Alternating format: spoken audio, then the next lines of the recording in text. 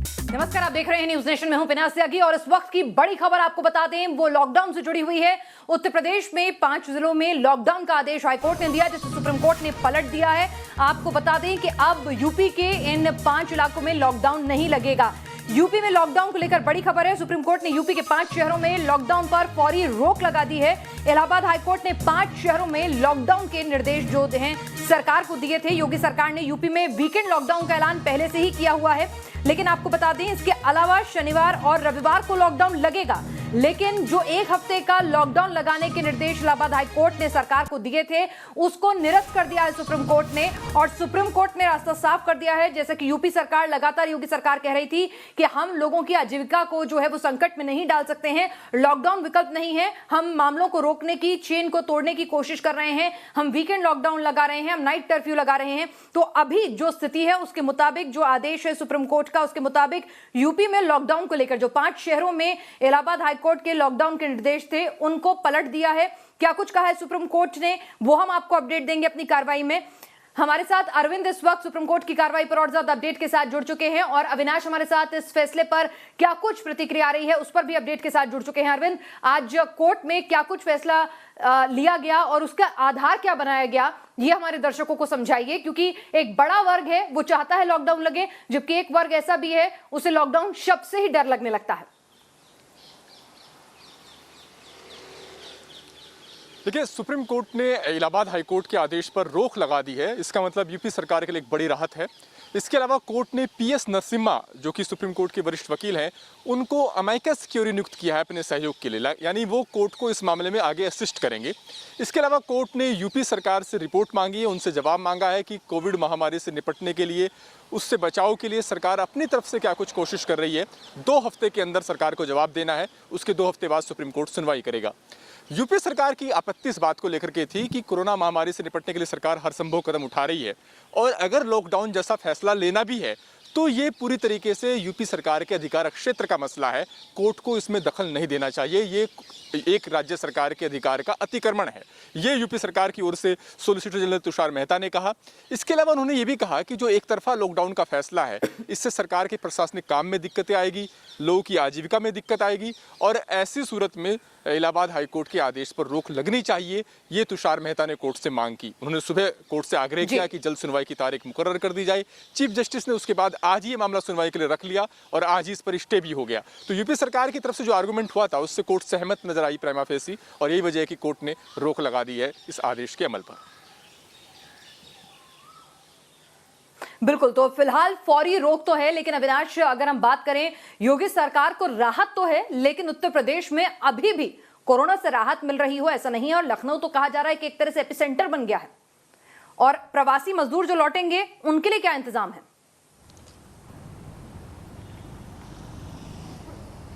देखिए, ये सच है पिनाज की लखनऊ में स्थिति दिनों दिन खराब होती जा रही है, और जहां तक सवाल प्रवासी मजदूरों का है तो चूंकि उनके लिए आज जो टीम 11 की बैठक हुई है उस बैठक में मुख्यमंत्री ने साफ तौर पर गृह विभाग, परिवहन विभाग और स्वास्थ्य विभाग को ये निर्देश जारी किया है कि उनके लिए अलग से बसों की व्यवस्था की जाए और उन्हें दिल्ली बॉर्डर या कहीं से भी आने में कोई दिक्कत ना हो, इसके लिए पूरा प्रबंध किया जाए।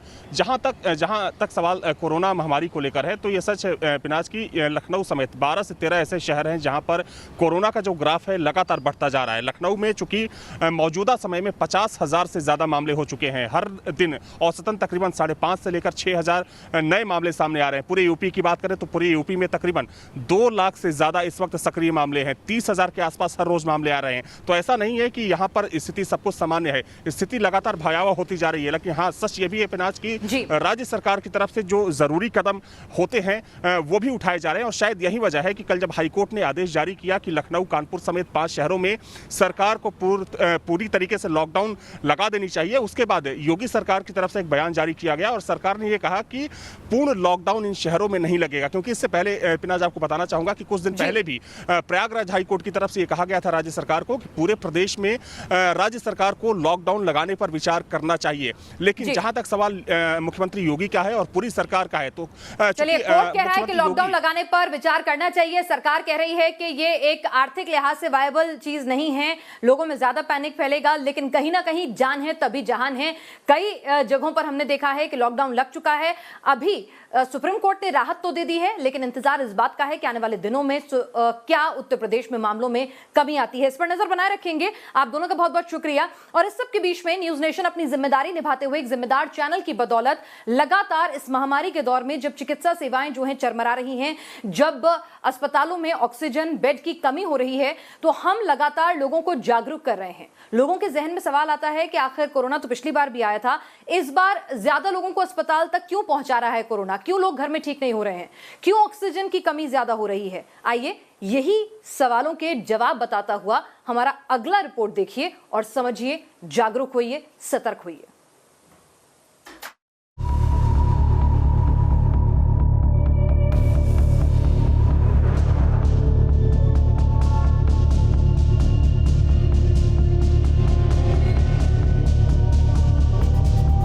कोई ऑक्सीजन की कमी से मर रहा है तो किसी को अस्पताल का बेड नसीब नहीं हो रहा। किसी की सांसें उखड़ रही तो किसी का दम फूल रहा है। कोरोना की दूसरी लहर का कहर सांसों पर सबसे ज्यादा भारी है। ये तस्वीरें बताने के लिए काफी हैं कि किस तरह लोग एक एक सांस के लिए तरस रहे हैं। कोरोना की दूसरी लहर कितनी विकराल है, इसका अंदाजा इसी बात से लगाइए कि इस बार मरीजों को वेंटिलेटर से ज्यादा ऑक्सीजन सपोर्ट की जरूरत पड़ रही है।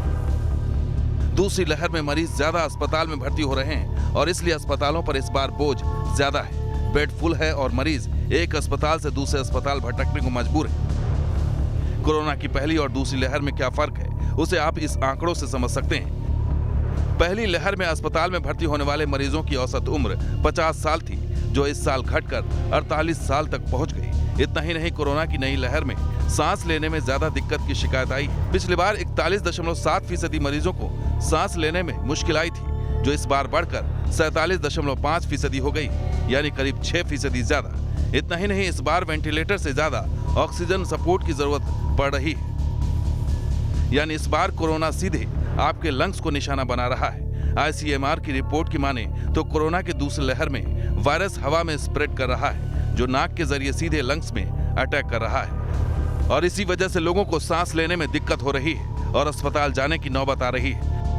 इतना ही नहीं, पिछली लहर में रोजाना कोरोना केस का अधिकतम आंकड़ा करीब 98,000 था, जबकि इस बार ये 3.25 लाख के करीब पहुंच गया है। और तो और इस बार कोरोना की नई लहर ने युवाओं और बच्चों को भी शिकार बनाया है। लक्षण की बात करें तो पुरानी और नई लहर में परिवर्तन दिखे। पहली लहर में औसतन 43.5% मरीजों में कोविड के मूल लक्षण के तौर पर सूखी खांसी की समस्या थी, तो वहीं इस बार नए लक्षण नजर आए हैं, मसलन आंख लाल होना और लूज मोशन। कोरोना की नई चाल को देखकर इसके अप्रत्याशित खतरे का अनुमान लगाना फिलहाल मुश्किल है। Team news nation.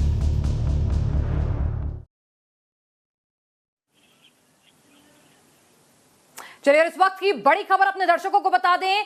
दिल्ली के मुख्यमंत्री अरविंद केजरीवाल की पत्नी कोरोना पॉजिटिव हो गई हैं। इस वक्त की बड़ी खबर आपको बताएं, बीते 24 घंटों में दिल्ली में 23,000 से ज्यादा मामले सामने आए, 240 रिकॉर्ड स्तर मौतें हुई हैं और अब यह खबर आ रही है, इस वक्त की हमारे पास बड़ी खबर आ रही है। दिल्ली के मुख्यमंत्री अरविंद केजरीवाल की पत्नी कोरोना पॉजिटिव हो गई हैं कोरोना की सेकेंड वेव में। इससे पहले जब पहली वेव आई थी तब अरविंद केजरीवाल भी कोरोना पॉजिटिव हुए थे। और आपको बता दें कि अरविंद केजरीवाल की पत्नी जो हैं वो एक रिटायर्ड IRS ऑफिसर, उन्होंने प्री रिटायरमेंट लिया था अपने पति का साथ देने के लिए और खुद एक सिविल सर्वेंट रह चुकी हैं और वो अब अपने पति के कामकाज में हाथ बटाती हैं। और आपको बताएं कि अभी उनके कोरोना पॉजिटिव होने की खबर आ रही है कि अब होम आइसोलेशन में है, कि परिवार का और भी कोई सदस्य जो है वो कोरोना पॉजिटिव हुआ है, स्टाफ भी हुआ है। और ज्यादा अपडेट के साथ मेरे संवाददाता मोहित बख्शी इस वक्त और ज्यादा अपडेट के साथ जुड़ चुके हैं। जी मोहित, क्या खबर? देखिए, खबर ये है कि जो CM की वाइफ है वो कोरोना पॉजिटिव हुई हैं, सुनीता केजरीवाल, और उसके साथ ही होम आइसोलेशन में है वो। खुद मुख्यमंत्री ने भी अपने आप को क्वारंटीन कर लिया है। ये एक बड़ी खबर इसलिए भी है क्योंकि मुख्यमंत्री जो है वो हाई डायबिटिक है, इसलिए ज्यादा प्रिकॉशंस लिए जा रहे हैं और तुरंत जो है मुख्यमंत्री ने अपने आप को क्वारंटीन किया है। हालांकि जायजा जो है वो पूरी व्यवस्था का लेते रहेंगे, काम जो लगातार देख रहे हैं, उपराज्यपाल से बातचीत हो या अन्य काम हो या जिस तरीके से हालात हैं वो उन पर नजर बनाए हुए हैं, लेकिन अभी फिलहाल के लिए अपने आप को क्वारंटीन कर लिया है उन्होंने। जी, इस तमाम अपडेट के लिए मोहित आपका शुक्रिया। तो अरविंद केजरीवाल की पत्नी सुनीता केजरीवाल जो हैं वो डायबिटिक भी हैं जैसे बता रहे हैं मोहित, तो इसीलिए प्रिकॉशन से जो है हर एहतियात बरतेंगे और होम आइसोलेशन पे हैं और खुद उनके क्लोज कांटेक्ट होने की वजह से अरविंद केजरीवाल भी अब होम आइसोलेशन में रहकर ही सारा कामकाज करेंगे।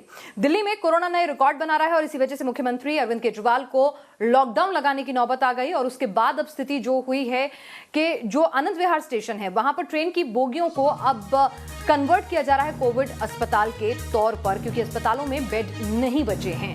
तो इस पर और ज्यादा अपडेट दे रहे हैं मेरे सहयोगी रवि सिसोदिया। देश में कोरोना के मामले बहुत आ रहे हैं। दिल्ली की अगर बात करें तो दिल्ली में भी पिछले 4 दिनों के अंदर बहुत ज़्यादा मामले कोरोना के आए हैं। जो सबसे बड़ी समस्या आ रही है, जो कोरोना संक्रमित है उनके सामने बेड को लेकर आ रही है। दिल्ली में जो किल्लत हो रही है वो अस्पतालों में बेड को लेकर है, ऑक्सीजन को लेकर है। ये बहुत बड़ी समस्या है। इस वक्त हम आनंद विहार रेलवे स्टेशन पे हैं। यहाँ पे इस तरह के आइसोलेशन कोच बनाए गए हैं। करीब 27 कोच जो हैं आइसोलेशन कोच यहाँ बनाए गए हैं। हालांकि इसमें पहले और जो आखिर में जो 2 कोच हैं वो डॉक्टर्स और पैरामेडिकल स्टाफ के लिए बनाए गए हैं। दूसरी तरफ अगर आप देखें तो इस तरह की जो आप यहाँ देख सकते हैं कि जो यहाँ जो डब्बे हैं ये हर एक आइसोलेशन कोच, या यूँ कहें कि ये जो कोच लगेंगे उसमें इस तरह के जो डब्बे हैं वो लगाए जाएंगे। इसको डस्टबिन कह सकते हैं कि हर एक कोच के सामने इस तरह का जो डस्टबिन है वो लगाया जाएगा। कोच के अंदर की अगर बात करें तो यहाँ के हालात आपको हम दिखाने की कोशिश करेंगे कि अंदर किस तरह की सुविधा या यूँ कहें कि किस तरह की व्यवस्था रेलवे की तरफ से की गई है। ये जो कोच है हालांकि अभी इसको तैयार किया गया है, अभी इसको सैनिटाइज किया गया है। अंदर के हालात आपको दिखाने की कोशिश करते हैं। देखिए अगर आप अंदर आते हैं तो सबसे पहले इस तरह से जो ये पर्दा है ये इस तरह का लगाया गया ताकि अंदर से कोई बाहर जिस तरह से जो फेंसिंग है वो उस तरह से की गई है। अंदर के हालात आपको दिखाने की कोशिश करते हैं।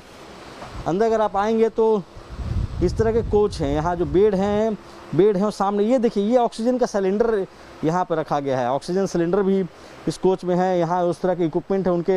हालांकि अभी सफाई चल रही है, कोच के अंदर जो कर्मचारी हैं वो सफाई कर रहे हैं। अभी इस तरह से इसको रेडी किया गया है। हर एक कोच में आप देख सकते हैं कि ऑक्सीजन सिलेंडर भी है, साथ ही साथ जो डस्टबिन है वो हर एक कोच में लगाया गया है। इस तरह के कर्टन लगाए गए, जो प्लास्टिक का है इसको एक तरह से कर्टन कह सकते हैं ताकि हर एक कोच को भी आइसोलेट किया जाए। 2 लोगों के जो मरीज होंगे 2 मरीजों की व्यवस्था इसमें होंगी। इस तरह से आप देख सकते हैं डस्टबिन है, जो यहाँ पर प्रॉपर वेंटिलेशन का भी ख्याल रखा गया है। पिछली बार जो समस्या आई थी उसमें ये बताया जा रहा था कि यहाँ पर काफ़ी गर्मी होती है और ऐसे में दिल्ली सरकार की तरफ से जो कोच हैं उनको लेने की मनाही की गई थी। यहाँ आप देख सकते हैं जो पंखा है उनको ऑन किया गया है। यहाँ किसी भी जो कोच है, कोई भी कोच एसी कोच नहीं है, सब जनरल कोच लगाए गए हैं ताकि इन सभी चीज़ों का ध्यान रखा जाए। दूसरी तरफ अगर आप देखें तो साफ़ सफाई का भी उनके तरफ से ज़रूर ध्यान दिया गया। जो प्रॉपर जो बातें कही जा रही थी कि कोई किसी प्रकार की कोई समस्या होती है, क्योंकि सबसे बड़ी समस्या सामने आ रही है वो बेड को लेकर आ रही है। रेलवे की तरफ से पिछली बार भी आइसोलेशन कोच यहाँ तैयार किए गए थे। इस तरह का आप देख सकते हैं ऑक्सीजन सिलेंडर यहाँ लगाए गए हैं कि अगर कोई मरीज जिसको ऑक्सीजन की कमी होती है तो उसको यहाँ प्रॉपर यहाँ पे इलाज हो सकता है। जो सबसे बड़ी बात जो कही जा रही थी पिछली बार भी रेलवे की तरफ से आनंद विहार रेलवे स्टेशन हो या शकूर बस्ती हो, वहाँ पे आइसोलेशन कोच तैयार किए गए थे। लेकिन जो आइसोलेशन कोच का इस्तेमाल किया गया था वो सिर्फ जो आइसोलेशन कोच जो इस्तेमाल किए गए थे वो शकूरपुर बस्ती में जो रेलवे की तरफ से बनाए गए थे वहाँ किए गए थे। यहाँ आप देख सकते हैं जो इस तरह से अभी ऊपर आप देख सकते हैं फेंसिंग या यूँ कहें कि ऊपर जूट के जो कपड़े हैं वो डाले जा रहे हैं ताकि काफ़ी अगर गर्मी होती है तो उसका असर नीचे तक, उस गर्मी के असर को थोड़ा रोका जा सके। यहाँ रेलवे कर्मचारी आपको काम करते हुए दिख रहे होंगे, जो जूट का कवर है उस पर काम कर रहे हैं। अभी चूँकि यहाँ पर रेलवे की तरफ से कहा गया है कि तैयारियाँ चल रही हैं, इसको जल्द ही जो दिल्ली सरकार है उनके हवाले किया जाएगा। जो सबसे अहम बात आपको बताने की कोशिश करता हूँ, आनंद विहार रेलवे स्टेशन पर जो एंट्री पॉइंट है, अगर कोई मरीज होता है या कोविड का पेशेंट होता है तो उसके लिए अलग से एंट्री पॉइंट की एंट्री और एग्जिट पॉइंट ये रखा गया है, क्योंकि इसका और भी जो प्लेटफॉर्म है वहाँ से यात्रियों को आना जाना होता है। यहाँ से ट्रेन की जो सेवाएँ हैं, जो उत्तर भारत है वहाँ के लिए सेवाएँ यहाँ से चलती हैं, यहाँ जो ट्रेन है। तो ऐसे में आइसोलेशन कोच बनाया गया है 1 नंबर प्लेटफॉर्म पे और उनकी एंट्री और एग्जिट गेट ये बनाया गया है। यहाँ से ही जो कोविड के पेशेंट होंगे उनका ये एंट्री और एग्जिट गेट ये होगा, क्योंकि इसको पूरी तरह से आइसोलेट कर दिया गया है। दूसरी तरफ अगर आप देखें तो इधर इसके बाद वाले प्लेटफॉर्म, चूँकि 1 नंबर प्लेटफॉर्म है, 2, 3, 4, 5 जो प्लेटफॉर्म है उधर यात्रियों को आने, जो यात्री ट्रेन होंगे उनके लिए अलग से व्यवस्था उस तरफ की गई है कि वो यहाँ पे अपने आएँ, अपने ट्रेन को पकड़ें। यहाँ पे फिलहाल 27 कोच का अगर आप देखिए 27 का आइसोलेशन कोच यहाँ पे तैयार किया गया रेलवे की तरफ से। रेलवे की तरफ से कहा जा रहा है कि उनकी तरफ से जो सुविधाएं हैं वो दी गई है। अब सरकार या दिल्ली सरकार के ऊपर है कि उसको कब हैंडओवर लेती है। वीडियो जर्नलिस्ट सुमित कुमार के साथ रवि सिसोदिया, न्यूज़ नेशन, दिल्ली। और इस वक्त की बड़ी खबर आपको बता दें कि दिल्ली में 6 दिन के लॉकडाउन का ऐलान किया गया और लॉकडाउन का असर जो है वो दिखने लगा है। सड़कें सन्नाटा पसरा हुआ है। पुलिस जो है लॉकडाउन, क्योंकि ब्रेक द चेन ये मुहिम है। अगर इतना बड़ा आर्थिक संकट देश की राजधानी दिल्ली झेल रही है और यहाँ पर गरीब तबके को परेशान होना पड़ रहा है, तो पूरी कोशिश है प्रशासन की और पुलिस की कि लॉकडाउन जो है वो सड़कों पर नजर आए, ब्रेक द चेन मूवमेंट का असर हो। किसी को भी वहां पर गुजरने की इजाजत नहीं है, कोई बेवजह सड़कों पर नहीं निकल सकता है। यहां तक कि जिन लोगों के पास हैं उनको भी रीचेक किया जा रहा है। ये दिल्ली के आईटीयू की तस्वीरें आप देख पा रहे हैं, किस तरह से लगातार पुलिस जो है वहां पर अपनी पेट्रोलिंग कर रही है। बैरिकेडिंग लगाई गई है, बैरिकेडिंग पर आपके पासेस जो हैं वो चेक हो रहे हैं। दिल्ली में लॉकडाउन का असर दिखने लगा है। आपको बता दें पहले दिन दिल्ली की सड़कें खाली नजर आ रही हैं। हमारे संवाददाता मोहित बख्शी बता रहे हैं कैसे स्ट्रिक्ट लॉकडाउन का जो पालन है वो करा रही है दिल्ली पुलिस और प्रशासन मिलकर। दिल्ली में कोरोना के मामले बढ़े तो सरकार को लॉकडाउन लगाना पड़ा। लॉकडाउन की वजह से अब उस मार्ग पर हम आपको तस्वीर दिखाने जा रहे हैं जो दिल्ली का सबसे व्यस्तम मार्ग है। ये है विकास मार्ग, आईटीओ चौराहा। ये अमूमन भरा रहता है, दिन में हो शाम में हो, पीक आवर्स में तो यहाँ और भी बुरे हालात हो जाते हैं। लेकिन अभी देखिए सड़कें आपको खाली नज़र आएंगी। रेड लाइट पर चंद गाड़ियाँ जो हैं वो खड़ी हुई नज़र आएंगी। अगर आपको दूसरी तरफ दिखाएं विकास मार्ग की तस्वीर तो आप समझेंगे कि किस तरीके का नज़ारा है। संजय आपको दिखाएंगे कि देखिए किस तरीके से खाली पड़ी हुई रोड है और रोड के साथ साथ बस स्टैंड पर बैठे हुए इक्का दुक्का लोग। ये इक्का दुक्का लोग इमरजेंसी सर्विसेज से जुड़े होंगे, वही बाहर निकल रहे हैं ऐसा माना जा सकता है, क्योंकि सरकार ने अलाउ नहीं किया है किसी भी ऐसे व्यक्ति को जो जिसका ज़रूरी काम नहीं है वो बाहर निकले। यही वजह है कि ये सड़कें खाली नज़र आ रही हैं, ये बस स्टॉप खाली नज़र आ रहे हैं और जो बसें सार्वजनिक परिवहन चल रहे हैं वो भी खाली हैं। ऑटो भी कमोवेश जो आपको दिख रहे हैं ये खाली ही हैं। ऐसा होता नहीं है। दिल्ली का सबसे व्यस्तम मार्केट है, सबसे व्यस्तम मार्ग है ये, और इस सबसे व्यस्तम मार्ग पर इस तरीके का नज़ारा, जिस तरीके की तस्वीर यहाँ देखने को मिल रही है ऐसी मिलती नहीं है।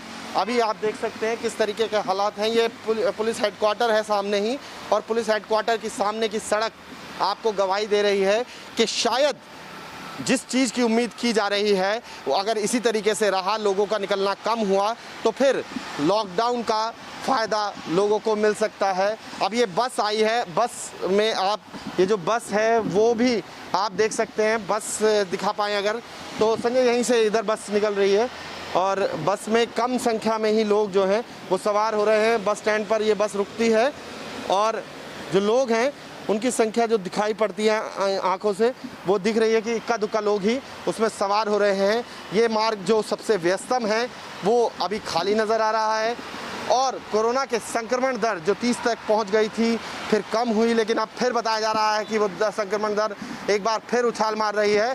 उसको कम करने के लिए एक उपाय ये भी है कि लॉकडाउन में लोग घर से बाहर ना निकलें, इस संक्रमण की चेन टूटे, और ये तभी संभव है जब हालात इसी तरीके से नज़र आएं, जहां लोग सड़कों से गायब हों, अपने घरों में रहें, संयम बरतें, दूरी बनाएं। शायद तभी इस बीमारी से हम अच्छे से लड़ पाएंगे, क्योंकि भीड़ भाड़ और लोगों से ज़्यादा संपर्क में आना इस बीमारी को न्योता देता है। वीडियो जर्नलिस्ट संजय कुमार के साथ मोहित बख्शी, न्यूज़ नेशन, दिल्ली। और न्यूज नेशन लगातार आपको इस बीमारी से जुड़े हुए हर पहलू के बारे में जानकारी दे रहा है, साथ ही सरकार की बदइंतजामी की पोल भी खोल रहा है, आपको जागरूक कर रहा है, पलायन का दर्द भी बता रहा है। साथ ही साथ हम लेकर आए हैं आपके लिए एक ऐसी कालाबाजारी का पर्दाफाश करता ऑपरेशन वायरस, जिसमें रेमडेसिविर इंजेक्शन को किस तरह से हजारों के इंजेक्शन को लाखों में बेचा जा रहा है। क्या है ये पूरा रैकेट, कैसे काम करता है नेक्सस, इसका स्टिंग ऑपरेशन देखिए ऑपरेशन वायरस में।